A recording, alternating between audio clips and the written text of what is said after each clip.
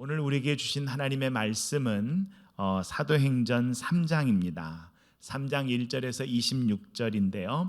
본문을 우리가 읽어가면서 함께 말씀을 나눌 것이기 때문에 16절 말씀을 먼저는 개역 개정으로, 그 다음엔 새번역으로 오늘 이 3장의 핵심 구절을 같이 읽고 말씀을 나누도록 합니다.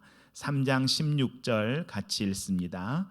그 이름을 믿음으로 그 이름이 너희가 보고 아는 이 사람을 성하게 하였나니 예수로 말미암아 난 믿음이 너희 모든 사람 앞에서 이같이 완전히 낫게 하였느니라. 우리 새번역으로 같이 읽어볼까요? 그런데 바로 이 예수의 이름이 여러분이 지금 보고 있고 잘 알고 있는 이 사람을 낫게 하였으니 이것은 그의 이름을 믿는 믿음을 힘입어서 된 것입니다. 예수로 말미암는 그 믿음이 이 사람을 여러분 앞에서 이렇게 완전히 성하게 한 것입니다. 네.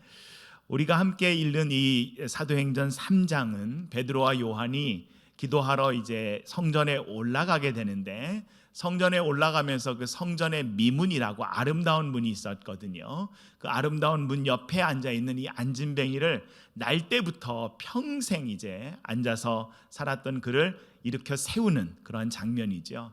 그래서 우리가 이거를 찬양으로도 많이 불렀고 굉장히 유명한 본문이기 때문에 우리도 이렇게 앉아있던 이 안진뱅이처럼 우리도 같이 영적으로 일어나서 하나님을 찬양하면서 정말 예수 이름의 능력으로 살아가는 것, 그것을 같이 나누는 귀한 메시지이기도 하지만, 오늘 이 이야기는 사도행전 3장에서 사도행전 전체를 담고 있는 깊은 의미를 담고 있기 때문에 오늘 이 말씀을 통해서 어떤 의미인가 한 구절 한 구절 우리 같이 생각하고 기도하기를 바랍니다. 1절은 이렇게 시작합니다. 우리 같이 읽을까요? 3장 1절입니다.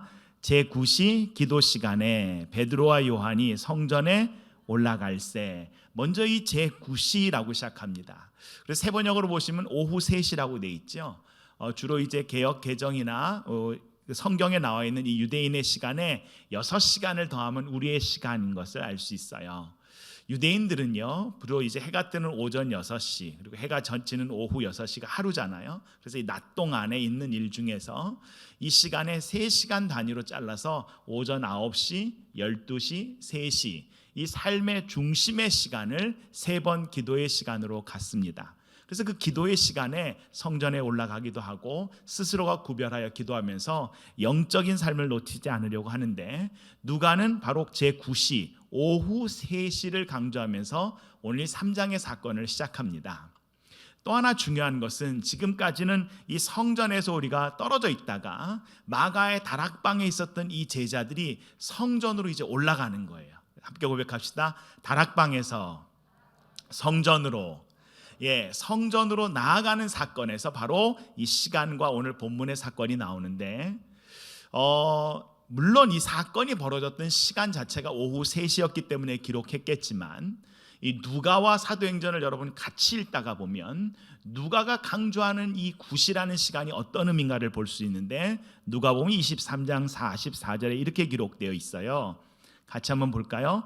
때가 제6시쯤 되어 해가 빛을 잃고 온 땅이 어둠이 임하여 제9시까지 계속되며, 예수님이 십자가상에서 마지막 어둠이 임해서 3시간이 지나가고 9시가 되자 어떤 일이 벌어지는가? 첫 번째 벌어진 사건은 성전의 휘장이 위로부터 아래로까지 찢어집니다. 그래서 지성소와 성소가 구분됐다가 그리스도의 십자가 죽으심과 함께 누구라도 하나님의 임재 가운데 나아갈 수 있는 그 길이 열린 사건이죠. 그 길이 열린 시간이지요. 또 하나 이 9시는 어떤 의미냐면 46절에 9시에 예수님께서 큰 소리로 아버지 내 영혼을 아버지 손에 맡깁니다 라고 주님께서 숨을 거두신 시간이에요.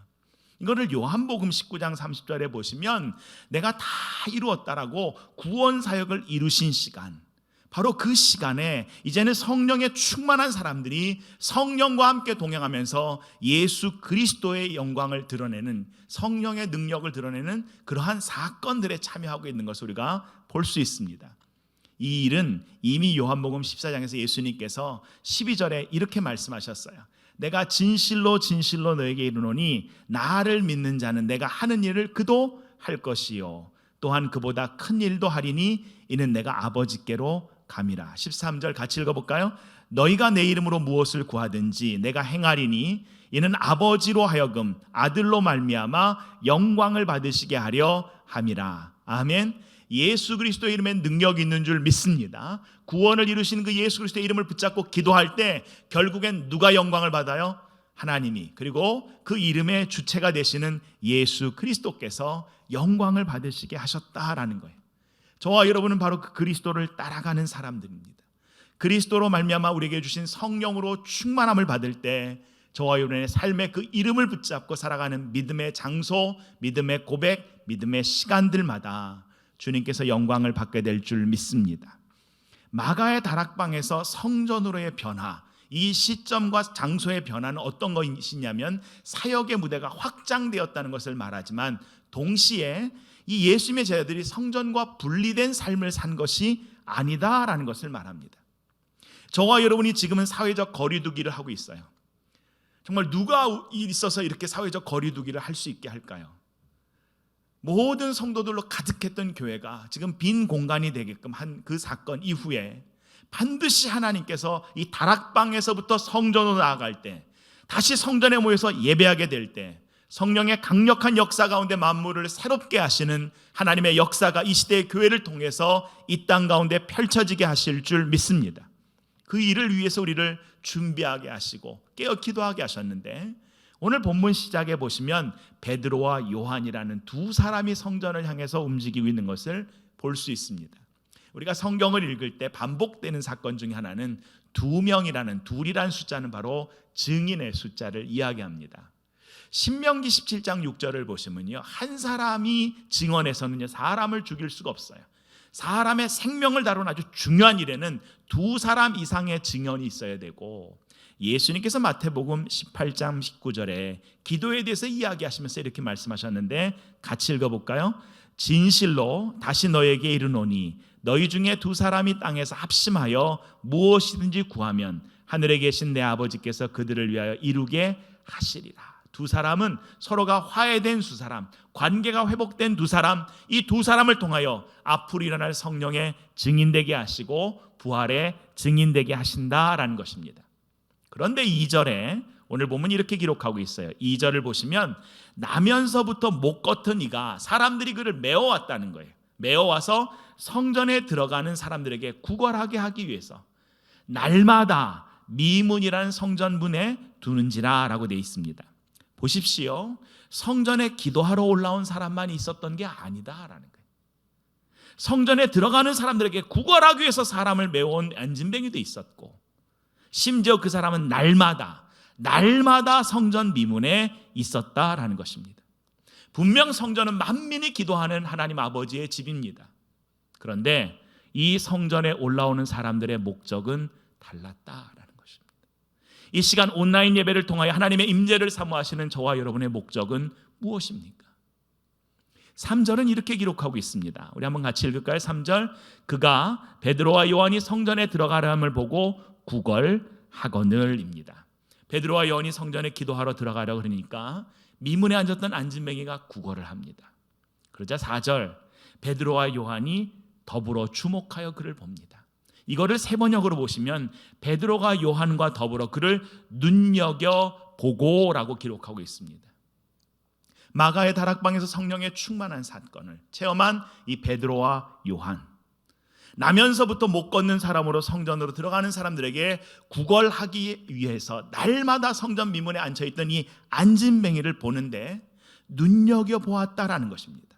날마다 앉아 있었다면 그들이 그전에도 이 안진뱅이를 봤을 것입니다. 그전에도 그 자리에 앉아 있었을 것입니다. 그러나 그들의 눈에 그 안진뱅이는 들어오지 않았습니다. 만약에 지나가더라도 동약을 주는 것 이상의 그 어떤 고민도 안 했을 것입니다. 그런데 오늘은 이 안진뱅이가 눈에 들어오더라는 거예요. 여러분, 성령의 역사는 이렇습니다. 그전에는 간과됐던 거예요. 그전에는 무시해도 괜찮았던 거예요. 그전에는 눈여겨보지 않아 못 봤던 것인데 성령의 역사가 우리 가운데 일어나면 보게 되어지고 새롭게 보게 되어지는 역사가 일어나는데, 바로 그러한 성령의 충만하심으로 이 시대를 통하여 하나님이 저와 여러분이 보기를 원하시는 것을 놓치지 않고 보완해낸 저와 여러분 되기를 간절히 소원합니다. 이 안진뱅이를 주목해서 눈여겨봅니다. 그리고 우리를 보시오라고 하니까 이 안진뱅이가 5절에 그들에게서 무엇을 얻을까 하여 바라봅니다 합니다. 이 안진뱅이의 인생을 한번 생각해 보십시다. 수많은 예배자가 출입하는 성전의 미문이에요. 미문은 아름다운 문인데 역사가 이 요세푸스, 유대인이 이제 나중에 로마와 전쟁 때문에 로마로 끌려간 이 요세푸스의 이 유대 전쟁사에 보시면 이 미문에 대한 기록이 있습니다. 이 고린도에서 나는 청동으로 만들어졌는데 거기다가 금과 은으로 그 세공을 시켰어요. 그래서 화려함의 극치였다 그럽니다. 그런데 이 청동으로 만든 이 문에 햇볕이라도 비치면 마치 황금빛으로 바뀌는 그렇게 아름답고 크기 자체가 어마어마했는데 높이가 25m, 넓이가 20m. 문의 사이즈 자체가. 이걸 나중에 니카도르 문이라고 이제 기록하고 있는데요. 바로 이 미문이 그렇게 아름다웠다는 거예요. 바로 그 미문 앞에서 이 가장 소외되고 안진뱅인 이 사람이 구걸했고 그들에게 바랐던 것은 무엇이었을까요? 아마 그가 바랬던 것은 하나님을 향한 예배나 그의 다리가 회복되거나 하나님과의 관계 회복되거나 그의 변화는 아니었을 것입니다. 안타깝게도 그가 바랐던 것은 은이나 금이나 오히려 성전을 바치고 있는 그 미문처럼 눈에 보이는 것을 오히려 원하지 않았을까? 지금까지 수많은 사람들이 그 자리를 지나갔습니다. 그 문에 앉아있는 안진뱅이의 동냥은 했습니다. 그를 치근히 여겼겠지요. 하지만 그를 예배에 초청한 사람은 없었다는 것입니다. 왜냐하면 온전하지 않기 때문에 온전하지 않은 몸으로 성전에 들어갈 수 없기에 그는 성전에 가장 가까운 문 옆에 앉아 그 구걸을 통하여 그의 생명을 연명하고 있는 것이 그의 인생의 모든 것이 되었을 때 성령에 충만해진 베드로와 요한에게는 그 사람이 보이기 시작했다는 거예요. 그 사람을 향한 하나님의 마음을 깨닫기 시작했다는 거예요. 새로운 가치로 세상을 대하기 시작했다는 겁니다. 새로운 관점으로 사람을 보기 시작했다는 겁니다. 그날도 늘 그랬던 것처럼 동전 한 입을 주든 없으면 안 주는 채로 그냥 성전에 들어가서 기도해도 되는데 아무것도 달라지지 않을 수도 있었는데 마가의 다락방에서 성령이 충만하여서 성령이 충만한 채로 성전으로 올라가던 이 그룹에게는 성전이 어떤 모습이어야 되는가라는 성전에 대한 새로운 관점이 생기기 시작한 거지요. 더 이상 어제 보았던 거지가 아니라 새로운 관계가 만들어진 것이며 그 관계 안에서의 움직이는 성령의 역사는 새로운 생명과 회복을 이뤄내는 줄 믿습니다. 그를 향하여 베드로가 6절에 이렇게 얘기합니다. 6절 같이 한번 읽어볼까요? 베드로가 이르되 은과 금은 내게 없거니와 내게 있는 이것을 내게 주노니 나사렛 예수 그리스도의 이름으로 일어나 걸으라.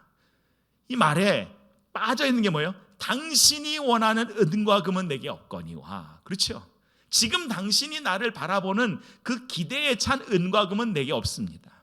그러나 내게 있는 것은 나사렛 예수의 이름으로 그것을 너에게 선포하면서 나가니까 일어나 걸으십시오. 그러면서 그의 오른손을 붙잡아 일으켜 세울 때 그의 발과 발목에 힘을 얻고 뛰어서서 걸으며 베드로와 요한과 함께 성전으로다가 걷기도 하고 뛰기도 하고 하나님을 찬송하는 예배자가 되었다는 것입니다. 이 시대의 교회를 한번 돌아보십시다. 은과 금은 없으나 나사렛 예수 그리스도의 이름에 능력이 있습니까? 아니면 은과 금은 있는데 나사렛 예수 이름의 능력은 놓치고 살아가고 있습니까? 코로나로 인하여 경제 위기에 대한 이야기를 합니다. 그러나 진정으로 우리가 위기를 느끼고 기도하고 고백해야 되는 것은 나면서부터 안진뱅이했던 사람이 일어나서 걷고 뛰면서 하나님을 찬송하니까 그가 본래는 성전 미문에 앉아있던 구걸거리는 사람들인 줄 알고 사람들이 놀라면서 옵니다. 이 시대의 교회가 다시 세상을 놀라게 하는 예수 그리스도의 능력이 회복되는 일들이 곳곳에서 모든 예배하는 모든 믿음의 지체들마다 일어나기를 간절히 소원합니다. 이 사건 이후에 베드로의 두 번째 설교가 이어집니다. 여러분 사복음서를 만나보면 마찬가지입니다. 예수님께서 기적을 베푸신 다음에 반드시 그 다음에는 그 기적과 관련된 가르침이든지 아니면 구약의 말씀을 새롭게 우리가 나눠주셨는데 함께 고백합시다. 기적의 체험 위에 말씀이 선포되어야 합니다. 아멘. 마태복음 9장 35절에 이렇게 기록하고 있습니다. 마태복음 9장 35절 같이 읽습니다. 예수께서 모든 도시와 마을에 두루 다니사 그들의 회당에서 가르치시며 천국 복음을 전파하시며 모든 병과 모든 약한 것을 고치시니라. 예수님께서 모든 병과 모든 약한 것을 고쳐주셨어요. 근데 기적만 베푸시고 병자들만 고치신 것이 아닙니다. 반드시 거기에는 천국 복음을, 그리고 다시 하나님의 말씀인 그 말씀들을 가르치는 일들이 있었다라는 것입니다. 예수님께서 사람을 고치시는 기적의 현장은 기적으로만 끝난 게 아닙니다. 반드시 말씀을 주셨어요. 기적이라는 것은 우리가 생각하는 상식을 넘어서는 일이잖아요. 초월적인 일이잖아요. 근데 이 초월적인 일이 우리 기독교에만 있습니까? 안 그렇습니다. 다른 종교에도 얼마든지 있습니다. 심지어 무속신앙에서도요, 초월적인 일은 얼마든지 일어납니다.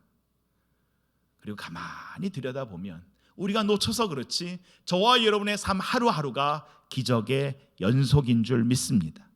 중요한 것은 그 기적과 같은 초월적인 일이 일어날 때마다 그 속에 생명이 있고 진리가 있는가 아닌가를 분별해야지, 기적에만 우리의 눈이 꽂힌다면 우린 정작 중요한 진리를, 생명을 놓치게 되더라는 것입니다. 그래서 예수님께서는 제자들에게 요한복음 8장 31절에서 너희가 내 말에 거하면 참으로 내 제자가 되고, 그 말씀이에요. 말씀. 그리고 진리를 알지니 진리가 너희를 자유롭게 하리라. 이 진리를 알고 이 말씀을 통하여 우리가 정말 자유로운 삶, 생명의 말씀과 생명의 삶을 살아야 되는데, 우리는 살아가면서 내 감정과 내 관계에 휘둘려서 그것을 해석하거나 분석할 때가 참 많다는 것입니다. 여러분, 신내림을 받은 무당들이 작두를 탑니다. 그 날카로운 작두, 살 갖다 대면 베는 것을 그 위에서 타고요, 춤을 춥니다. 줄을 타지요. 사실입니다. 그죠? 눈에 보이니까 현상이 벌어진 거예요. 그러나 진리나 생명은 아니지 않습니까? 귀신을 내쫓습니다. 그러나 그 귀신을 내쫓은 다음에 그 사람이 그것으로부터 자유하게 하는 것이 아니라 오히려 그 귀신에, 또 그런 어떤 무속에 묶이게끔 만들잖아요. 여러분, 내 형편을 잘 알고 내 마음을 잘 알아서 내 호기심과 필요를 채워주는 모임들이 있습니다. 성경을 연구한다 그럽니다. 가족보다도 살갑게 굽니다. 나와 함께 울고 웃어줍니다. 근데 중요한 것은 그 가까운 관계보다 그 속에 진리인지 아닌지 분별해야 합니다. 나에게 잘해준다고, 내 호기심을 해결해줬다고 이단이 아닌 것은 아닙니다. 말씀이 말씀이고요, 진리는 진리입니다. 저와 여러분이 진리의 말씀으로 우리의 삶을 분별하며 하나님의 바른 뜻이 무엇일까, 그 하나님과 동행하시는 저와 여러분 되기를 간절히 소원합니다. 요한복음 14장 6절에 예수님께서 이르시되 내가 곧 길이요 진리요 생명이니 나로 말미암지 않고는 아버지께로 올 자가 없다 그러셨어요. 이 예수를 알려주신 이유가 요한복음 17장 3절에는 영생의 의미가 무엇인지를 이렇게 기록하고 있는데, 17장 3절 같이 읽어볼까요? 영생은 곧 유일하신 참 하나님과 그가 보내신 자 예수 그리스도를 아는 것입니다.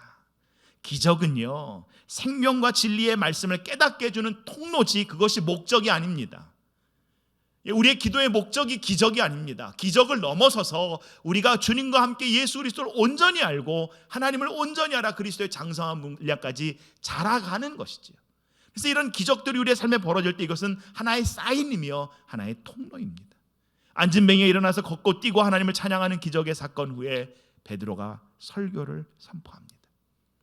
근데 이 설교를 선포하는 장소를 보면요, 솔로몬 행각에서 그가 사람들이 모여서 설교를 선포해요. 여러분, 솔로몬 행각이 어디입니까? 요한복음 10장 23절에 이 솔로몬 행각은요, 예수님께서 성전 안에서 말씀을 가르치던 곳이에요. 예수님께서 말씀을 가르치던 곳이에요. 같은 자리에 예수님을 부인했던 제자가 회개하고 돌아와서 그 생명의 말씀을 선포하고 있습니다. 이게 얼마나 놀라운 기적입니까? 그를 받아주고 용납해주는 하나님의 사랑이 놀랍지 않습니까? 그 하나님의 은혜와 사랑은 지금도 저와 여러분의 삶 가운데 계속되고 있는 줄 믿습니다. 그러기 베드로가 설교의 첫 번째 머리에 입을 열어 12절에 이렇게 얘기합니다. 이스라엘 사람들아, 이 일을 왜 놀랍게 여기느냐? 이 일이 왜 놀라운 일이냐? 그리고 마치 이 일이 우리의 개인의 권능이나 경건으로 이 사람을 걷게 한 것처럼 왜 우리를 주목해 보느냐? 이 일은 놀랄 일이 아니라 하나님이라면, 정말 창조주라면, 하나님이 하신다면 당연한 일 아니겠느냐? 우리의 믿음이 도대체 어디에 있는 것이며, 왜 이 일을 내가 예수 그리스도의 이름의 능력으로 행했다고 왜 나를 보느냐? 여러분, 말씀은 예수 그리스도를 보게 하는 것입니다. 내가 아니라, 전달자인 우리가 아니라 예수 그리스도를 바라보게 하는 것입니다. 그래서 13절에 아브라함과 이삭과 야곱의 하나님이 영화롭게 하신 예수님이다. 바로 이 사건을 통하여 영광을 받으실 분은 예수님이다. 여러분, 안진뱅이에 일어난 사건과 예수님이 영광을 받으시는 사건은 두 개가 아니라는 것입니다. 예수님이 십자가를 지시고 부활하신 사건, 그래서 하나님께서 그를 영화롭게 하시고 예수 그리스도의 이름으로 모든 영광된 일들이 벌어지는, 이 땅에 묶였던 모든 것들이 자유함을 얻게 되는 그 하나하나의 사건들은 바로 그리스도의 십자가의 죽으심, 대속과 부활의 능력으로 말미암아 그 영광과 같은 한 가지 사건 안에서 계속해서 우리 가운데 이루어지는 일들이라는 것이. 한때는 은혜를 받아서 고난을 이겼잖아요. 한때는 은혜를 받아서 문제를 통과해냈잖아요. 그런데 또 새로운 문제나 고난을 만나면 우리는 하나님의 은혜와 역사는 온데간데 없고, 하나님을 향한 믿음은 놓치고 다시 그 고난과 문제에 매몰돼서 정말 내가 믿음이 있는가 없는가 라는 영적인 상태를 보게 될 때가 있는데, 사랑하는 성도 여러분, 이제는 놓치지 마십시다. 이거 하나예요, 하나. 어제 저와 여러분을 도우시고 구원하시고 은혜 가운데 사랑하신 그 하나님이 오늘도 살아계시고 영원히 살아계신 줄 믿습니다. 그래서 16절, 우리가 함께 읽은 이 16절이 이 3장의 핵심 구절인데요, 16절 뭐라 그럽니까? 우리 한번 같이 읽어볼까요? 그 이름을 믿음으로, 그 이름이 너희가 보고 아는 이 사람을 성하게 하였나니 예수로 말미암아 난 믿음이 너희 모든 사람 앞에서 이같이 완전히 낫게 하였느니라.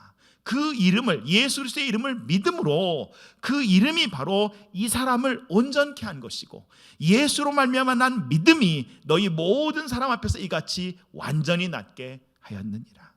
이 안진뱅이를 완전히 낫게 한 것은 바로 나사렛 예수 그리스도의 이름을 믿는 믿음이라는 거예요.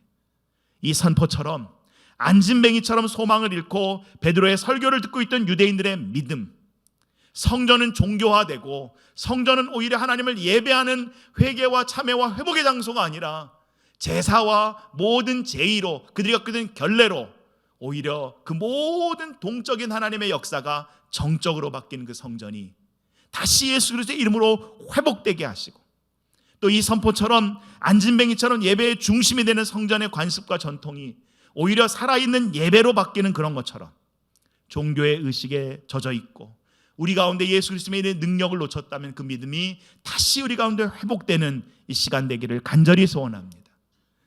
베드로와 요한을 통해서 일으킨 것은 단순히 성전 미문에 앉아있던 안진뱅이만이 아니었습니다. 우리의 예배이며 우리의 믿음이며 우리의 신앙의 자세입니다. 18절부터 그래서 이것을 설명합니다. 하나님이 모든 선지자 입을 통하여 자기의 그리스도께서 고난 받으실 일을 미리 알게 하신 것을 이같이 이루신 것이고, 19절 같이 읽을까요?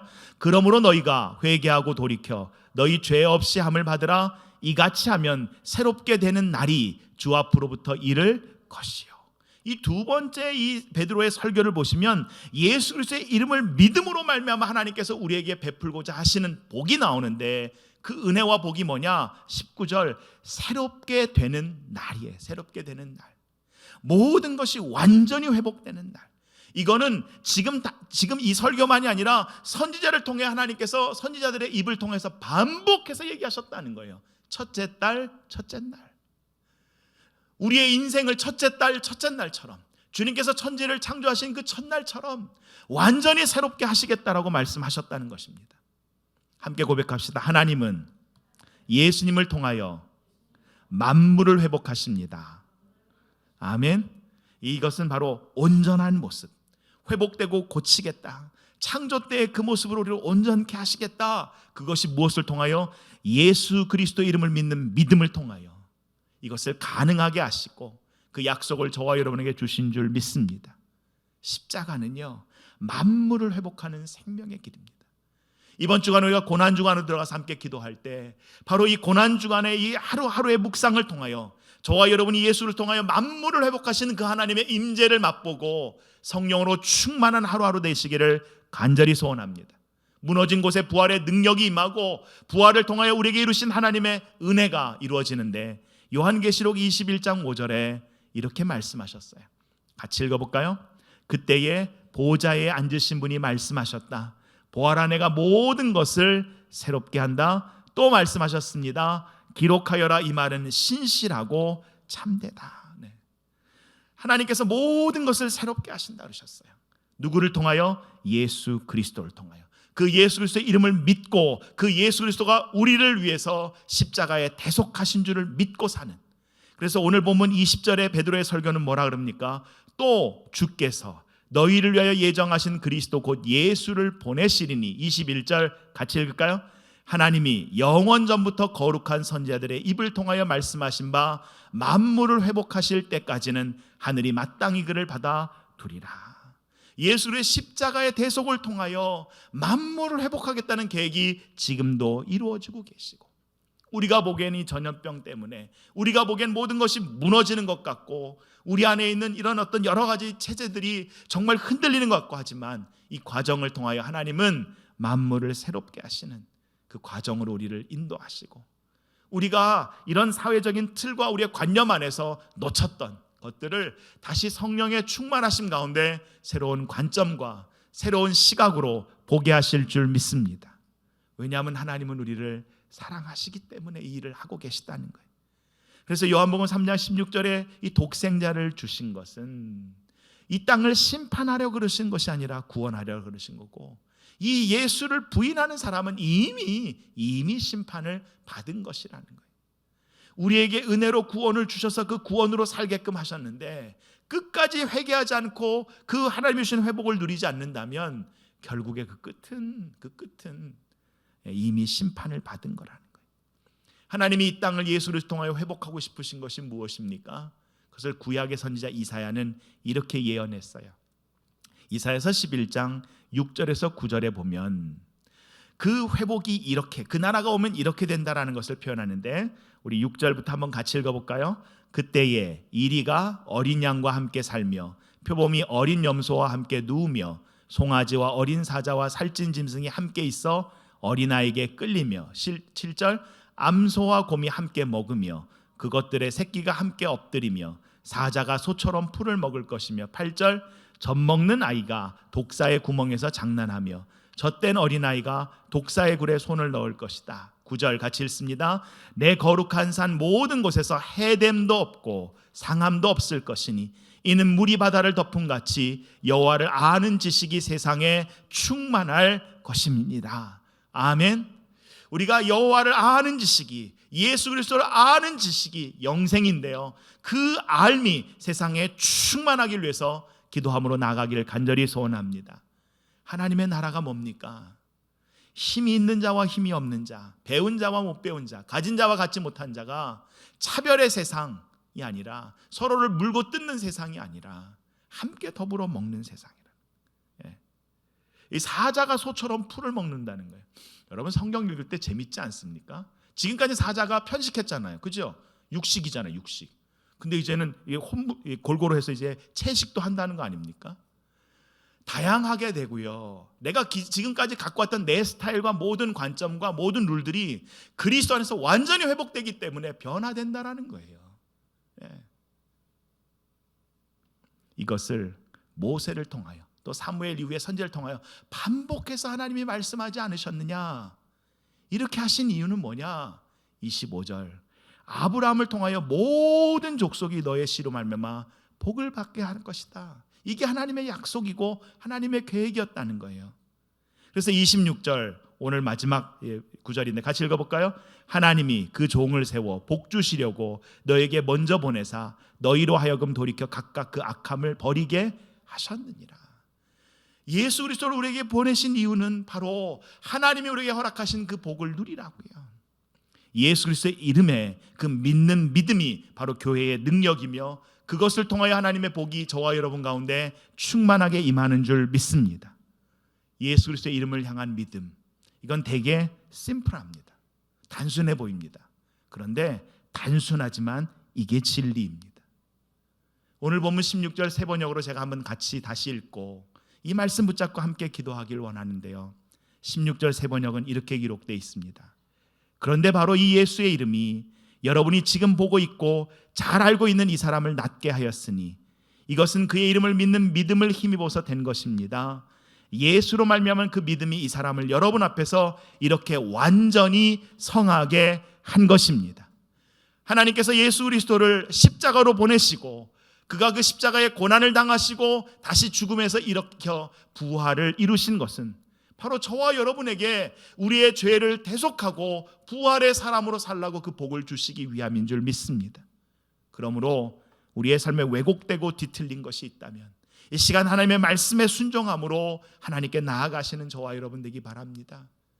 혹이라도 우리가 의지하고 주장하는 것이 은과 금이었다면 은과 금이 아니라 나사렛 예수 이름의 능력이 무엇인지를 주여 내가 알기를 원하오니 주여 나사렛 예수 이름을 믿는 믿음으로 우리를 충만하게 하여 주시옵소서. 이 시간 우리 함께 기도하며 나갑니다.